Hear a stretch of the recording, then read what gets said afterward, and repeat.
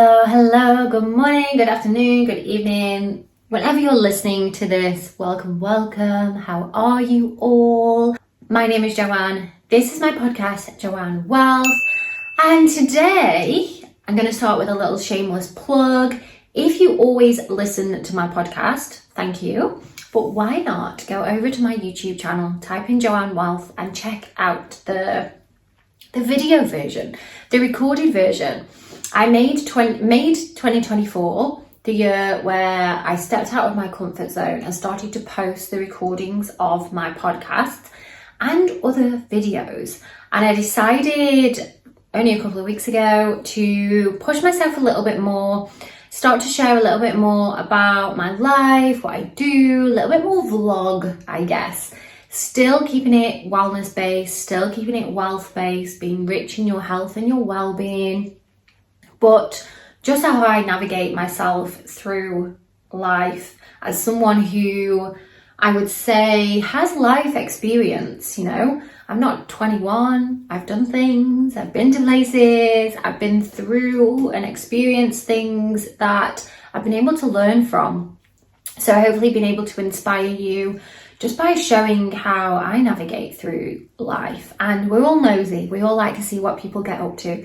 So check out those videos as well. It'd be much appreciated. And if you do, please like and subscribe, as every single like and subscription really does mean the world to me. I'm a very, very small channel in the grand scale of YouTube, and I would love just to, have that growth. I really want to focus there so I can reach more people. So thank you in advance for doing that. And today's podcast is, I hope you liked the last one where I went through the conspiracies. Let me know if you haven't already. So I'm recording this before I've actually, that one's live. Let me know. Let me know if you like it when I pick a topic like that and we chat about it. Today, similar, same but different. So today I'm going to be focusing on an amazing book that I listened to a few years ago. If you're watching this on YouTube and you see me glancing down, I've just got my notes here because there's a lot. I literally went through, I have the Kindle version of the book. I listened to the book, but then I got the Kindle version when I was inspired to do the podcast on this. So I've bookmarked loads of things. So I'm just going to make my way through those and obviously just chat. We'll have a chat about it as we go. It's called Invisible Women, and it's by Caroline Perez. It's a really amazing book. So it's not your typical, we live in a man's world, we hate men, we hate the patriarchy. It's not that. It's science, fact-based, statistic-based, and she gives the facts and the stats and explains a little bit as to why we do live in this male-dominated world. But also at the same time, instead of coming from it from a point of view of, feminism and toxic feminism and trying to, push things and change things, having that understanding of, okay, this is how this works and this is why I might find this difficult, and offering some alternatives. Because a lot of the ways in the world that I'm going to use the word suffer, or we're affected by the gender data gap, is just historical. It's just how things have grown throughout time. Even the way in which we talk about early man, we say early man. We don't ever, put in early man and women. We talk about cavemen, and we talk about the existence of man, and it's just the way that it's linguistics there, and it's just what we're used to. But then there is, and I'll go through the areas in the world that we do have this. So the way that things are designed, the way that even our cars, women are, I think it's without looking, 47% of women are more likely to be injured in a car accident than men, and that's purely because the way that our cars are designed are based on the average sized man. Not the average sized human, but the average sized man. The reason that I was actually inspired to do the podcast on this book this week is from my own experience of going to the gym. And I was in a HIIT class And I don't know the technical names for all the device, the things, the machines, but where they keep the weights and all of you can lift the bench up, so the weight bench, and you can move it up. Yeah, so we had to do that. We had to move it up to do one of the exercises. And I just looked around and all of the women were struggling, not because the weights were too heavy, you pick your own weights, because of the size of the bench. So the way that we had to sort of position ourselves was chin on top, feet around the bench, and then feet on the floor.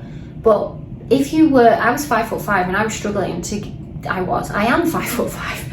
I was struggling to have my chin on the top and keep my feet on the floor. My feet were kind of floating because I was a little bit too short, and my shoulders weren't quite wide enough.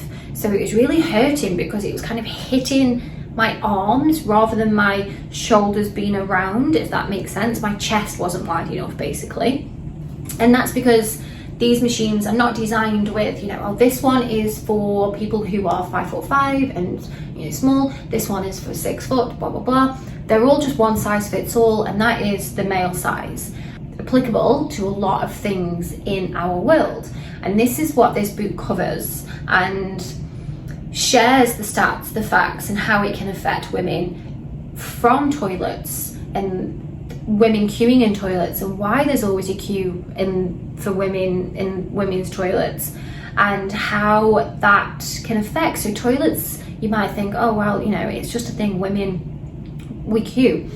But the reason is because when people have designed buildings where there needs to be male and female toilets, they haven't taken into a fact that women take longer, because they're more likely to take a child.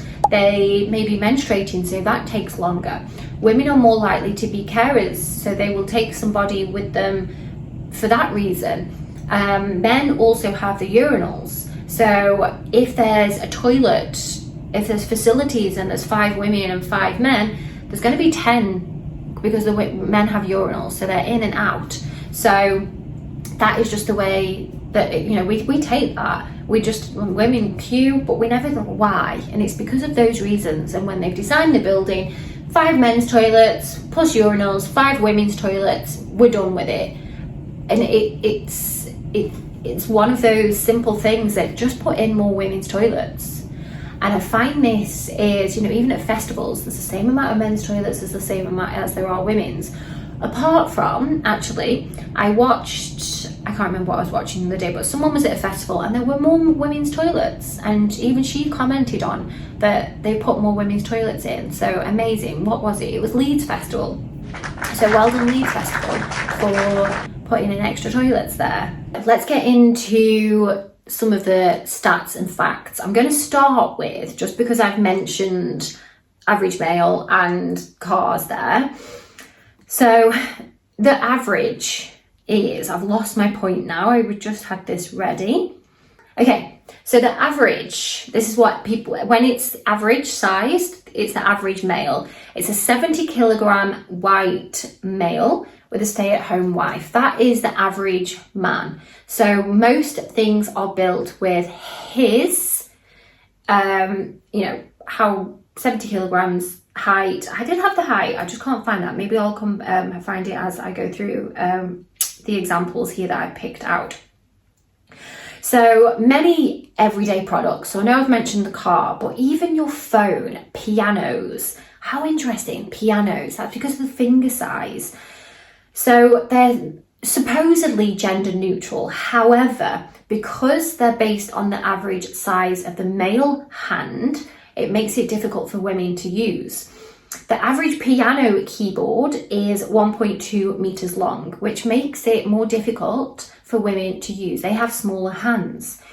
One study found that the average size keyboard disadvantages 87% of female pianists. So 87% of female pianists are at a disadvantage. They may have injury. They may suffer more with, I read, so the carpal tunnel syndrome, and just pain in the hands, because the average piano is not built for female hands. Similarly, smartphones are also too large for women to hold and comfortably take photos with one hand. So if you're listening to this and it hurts my finger, and we have to kind of position, because they're not built for female hands. They're based on the average male hand. How interesting. So now you know. So when you're holding your phone, it's uncomfortable, and I think they're quite heavy as well. And if I hold my phone for too long, it hurts my little finger. And then just going back to women, the health and safety. So it is 47%. I know I mentioned that at the start. So when a woman is involved in a car crash, she is 47% more likely to be seriously injured and 17% more likely to die than a man. And again, this is because crash test dummies are based on the average man. I know they do have children in the baby seats, but it wasn't until 2011 that they started to actually put in different size crash test dummies. So yes, I know that's 13 years ago. But up until then, and some vehicles now are not actually tested with the average size female. And why is that important? And now think about when you get in the car, when we pull our seats forward, we might change the steering wheel. If I get into my partner's car and vice versa, there's always that you have to make it comfortable. But the way that women drive in Europe, in the EU, it's considered to be non-standard. Because women use them in a non-standard way, no incentive for them, because it's non-standard, to change it. So rather than thinking, okay, now how do we make this safer for women, the average size woman, okay, they put the steering wheel up, they have it here. They like to, when I've got in my partner's car, I'm like, why is the steering wheel touching my knees? It's the way we drive differently. But because it's non-standard, the way that women do that, even though it's 50% of the population, there's no incentive for makers, vehicle constructions, what they call manufacturers, to create that. How crazy. So cars, we use them every day. We've spoken about toilets.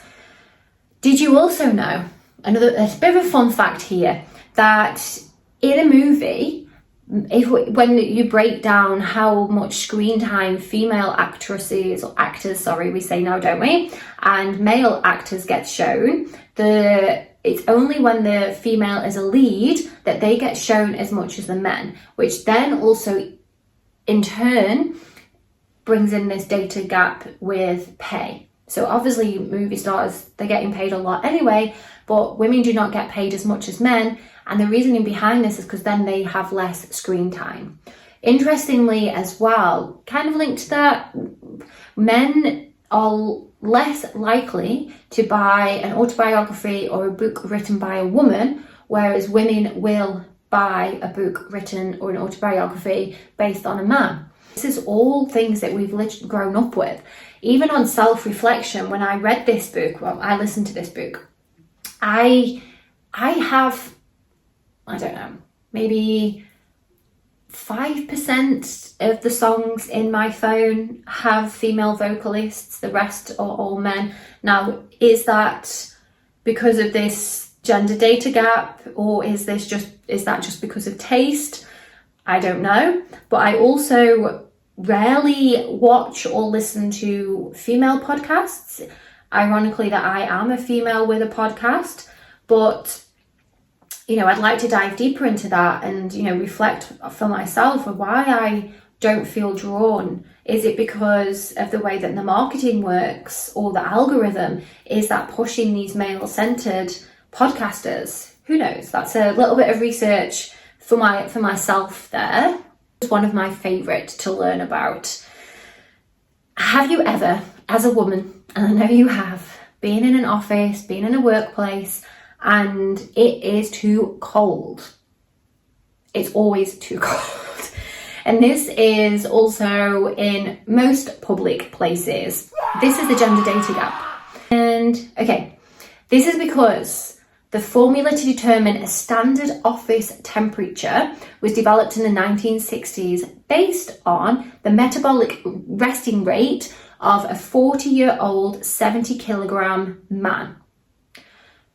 Just let that sink in. So every time the air conditioning is on, and it's on a standard and we don't control it, this is because it's based on the average 40-year-old, 70-kilogram man and his body temperature. Now, the metabolic rate of a young adult female, or female of the same age, is lower. So this means that the formula may overestimate women's body temperatures by 35%, meaning that offices are on average 5 degrees too cold for women. Sorry, I just hit the dog on the head when I clapped my leg then. Sorry, Dottie.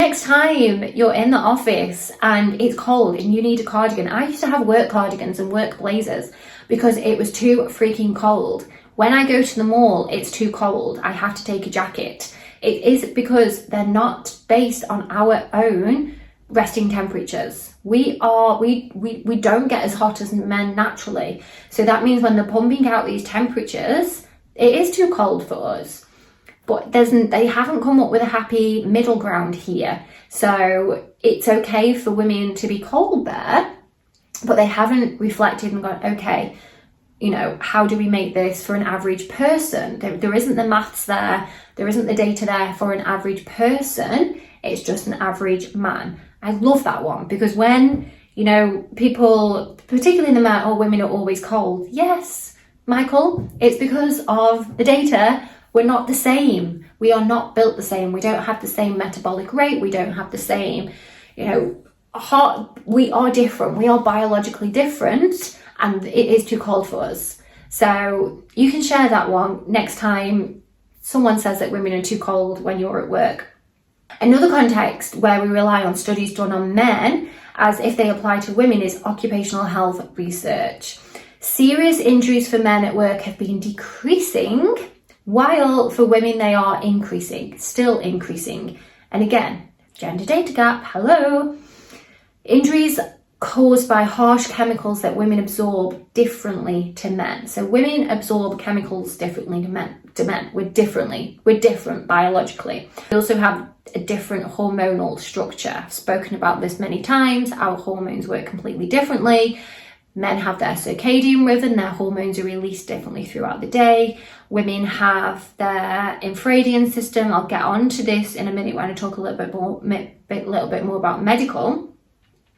But there's PPE isn't designed for women. So back to 2020 when we were wearing those face masks and we were having to tie knots in the face mask, it's because, again, average size male face. Bulletproof vests are not designed to go over breasts. Touch wood, I'll never have to wear a bulletproof vest, but women that do are having to, you know, squeeze into these bulletproof vests because they're not designed for women. They're not designed for women with breasts. I am just interrupting this transmission to bring you a little bit of chihuahua and to remind you, and Dorothy wants to remind you, to please like and subscribe. So if you're finding yourself coming to my channel often, if you like what you hear, like what you see, every single like, every single subscription really means the world to me. I am planting this podcast seed, YouTube seed, with my bare hands from scratch. At the moment, that I am the editor, the creator, the director, the presenter. So every single little bit of support really means the world to me. It means that I can get on some more amazing guests, grow my podcast, grow my little YouTube studio so that I can bring more of what you like to hear. So thank you, and yeah, get back to the episode. So this obviously affects more so women who work in male-dominated industries or industries that are considered, you know, traditional male, but again, they're not making space for women here. Why isn't there a bulletproof vest that fits over breasts? You know, at the time, obviously I'm reading this from the book, there may be now, I'll get the year of the book, but it's not that old. Checked, it's 2019, so it's 5 years old. So all the facts and figures and stats that I'm giving you today are from 2019. Okay, let's talk a little bit more about women in data for medical trials. Now, I can see from both sides here because women carry children, and as a woman, if you are looking to carry a child at some point, you may not want to volunteer for medical trials if it's going to affect your fertility. I get that. I really do understand that, which is one of the reasons that we don't have the same data for women. But a lot of cases, they haven't tried, and they often don't select females for trial because of our infradian cycle, because our hormones, and the fact that depending on where we are in our cycle will have an effect on how that medication works. So the medication, the tablets, whatever we're taking, do not actually take that into account, which is another reason that I opt for natural products, because we don't know if we're ovulating how whatever it is we're taking is going to affect our bodies, because no one's ever tested it. They don't know. And the same as, are the side effects going to be heightened when we're bleeding, because we're bleeding, and our hormone levels are so different. So yes, I get that it's difficult, but we need to find a way around that, because women are suffering because of this. Through studies, we know that men and women are different. Their biology is different, our rhythms are different, our organs are different, our tissues are different, and on a cellular level, we are different. And I've said it before, I'll say it again, we're not just small men. There are so many differences. Our skeletal structure is different. In 100 years time, when they dig us up, they will know whether or not we were male or female from our skeletal structure, which again links to the way that cars are built and other things that they're not taking into account. Our bone density, we generally have a smaller bone density as women. So women make up just 22% of stage 1 medical trials. 22%. So of any drugs that we take, only 22% of the people in the trial were female. And these drugs will have a very different effect on males and females. Of course they will. The dosage as well. So if I take a tablet, I have the same dosage as my partner, but we're different genders first of all. So is that okay? Like, am I meant to take the same as him? He's bigger than me in weight, in physical structure, in muscular structure. I'm also, depending on where I'm at in my cycle, is this going to be safe for me? And we can ask these questions, but there aren't any answers for it. Some researchers arguing that including women in trials, it gives too much variation in the results. And again, just for the reasons I've just said, because of their changing hormones. But is that enough of an answer? Just to say, there's too many variations. It basically too difficult to do.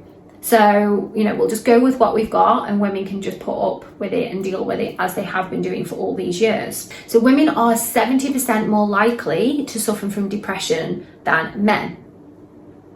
So why isn't the support out there for women if they know that women are more likely to suffer? And why is that? We're not looking into that. Gosh, every time I see some of these facts and stats, brain disorder studies are 5 times as likely to be done on male animals. So when they're studying, women suffer more from depression, but they do more studies on male animals. Okay, how does that work? Because I'm guessing male, I don't know. I am not a scientist, but why are you only using male? Surely we can take into account the female animals as well. Don't shoot me, I don't know. In the UK, are 50% more likely to be misdiagnosed after a heart attack and more likely to die during a heart attack than men. A key reason for this is women don't often have chest or left arm pain. How many of you, that's what we look for? Obviously, I'm not looking for a heart attack, but you think chest, arm pain, that is what we're told. But most women don't have that. Have you ever been told that? Because I only know that because of what I've read in this book. I don't see it posted around any hospitals telling me that this is what you need to look out for if you're a woman. So they're typical of a male heart attack. Women are more likely to have stomach pain, breathlessness, nausea, or fatigue. Seen that posted somewhere. Have you ever seen that this is a male heart attack, this is a female heart attack in the hospitals? I know I haven't. I haven't lived in the UK for 8 years. If I'm wrong, I'm sorry, but from what my memory, I haven't. Doctors don't often recognize these symptoms either in women, so they will be sent away because I don't know, you've got tummy ache, sorry, you've eaten something that doesn't agree with you, go to the toilet. In fact, you're actually having a heart attack. And again, this book was 2019, and it does actually say, I've copied and pasted, these do not feature in NHS guidelines. So they're not on NHS guidelines as of 2019. Crazy is that?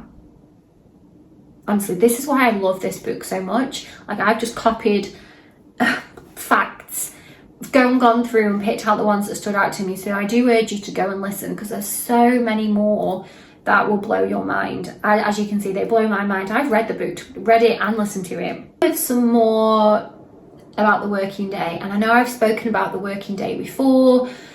We are not, keep saying, we're not small men, we don't have the same rhythms as men. The 9 to 5, the 40-hour work week is unhealthy. It's unhealthy for women to work more than 40 hours a week. Now, I'm lucky I stepped away from that. So, you know, but I know how it feels. When I was teaching, we were working 50 hours a week, 10 hours a day. You know, you just do it. And then you've got your parents' evenings on top of that. So some days were, oh my God, 12 hours. It's crazy. But it is actually unhealthy for women to work over 40 hours a week. And around the globe, 75% of unpaid work is done by women. So unpaid work is, what have I got down here? So it's between 3 and 6 hours a day. So that is coming home, cleaning the house, doing the chores, looking after the children. Women are more likely to drop children off at school. You will know the jobs that you have, that especially if you have children, that extra unpaid work. Women are more likely to basically care for others, and yes, that's within our nature, that's within our energy, we're more nurturing than men, but this is not accounted for in the work week. Now, feminists, don't come at me, don't shoot me, but you know, could it be that women just have less hours? We have, is it 37.5 hours average work week? You know, in an ideal world, could women work 30 hours a week to make up for that unpaid work that they do? And the fact that they're more likely to be the primary caregiver to children, even in a household where there is a mum and a dad. Just putting it out there. I'm just going to go through some not so fun facts here. 90% of women experience PMS, premenstrual syndrome.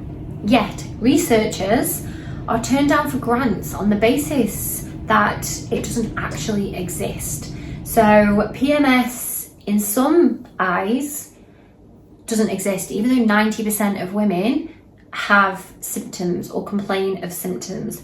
Meanwhile, erectile dysfunction affects 5 to 15% of men, depending on age, and researchers have found a cure for that. So I don't know what else to say about that. That we're told that these PMS symptoms that we have are probably not real. They're not, you know, it's just part and parcel of being a woman. You just get on with it. 90% of women just get on with it.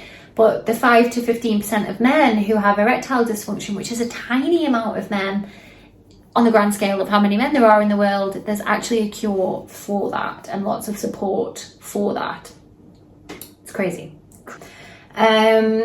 Women's physical pain is far more likely to be dismissed as emotional or psychosomatic.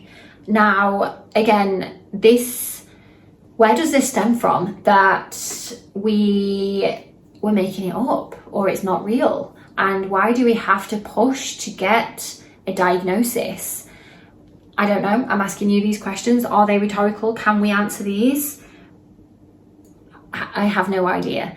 This is why I've said this before, why I love this book, because it highlights these things and we're able to sort of see where in the world and where in our lives that we are affected by this. Just a few more for you and then we'll close this because I don't want to give it all away. Last one, let's do this last one for today. In the UK, homeless shelters can and do request free condoms from the NHS, but they cannot request free menstrual products. And I can talk about that as well from when I was teaching, the kids had a condom card. And I'm talking about not just the year 11s who were of legal age, but all the kids. And they would just go and get them and blow them up because they didn't need them. And there'd just be condoms all over the floor at school. But we all know about period poverty, and menstrual products are not free. And we cannot help that. We bleed every 28 days. And it's something that they're expensive. Menstrual products can be expensive, especially if you want to buy organic or you want to buy good ones. I have a fact here, let me just scroll back to it. Always, menstrual pads were tested in 2014. They were found to include a number of chemicals that have been identified as either carcinogenics or reproductive and or developmental toxins.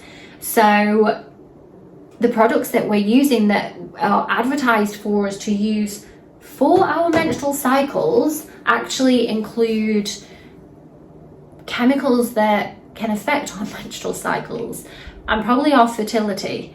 So again, why and how is this still a thing in the world? I'm going to leave on this question, and I know this podcast episode I've jumped around a little bit with all my fun facts.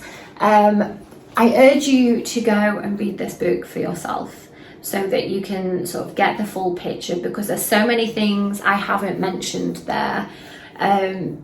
The way that houses are built, the way where houses are actually positioned, they're closer to work for men than schools for women to take them. And again, the facts and figures are all in there. That's just another one that blew my mind when I was reading and I listened to this book. So go ahead, read it, download it, listen to it. Let me know how you feel. Reach out to me, especially if you do download the book yourself, because I'd love to hear from you. Maybe I can do a bit of a follow-up episode. But on that note, I will see you all in the next episode, and thank you for listening.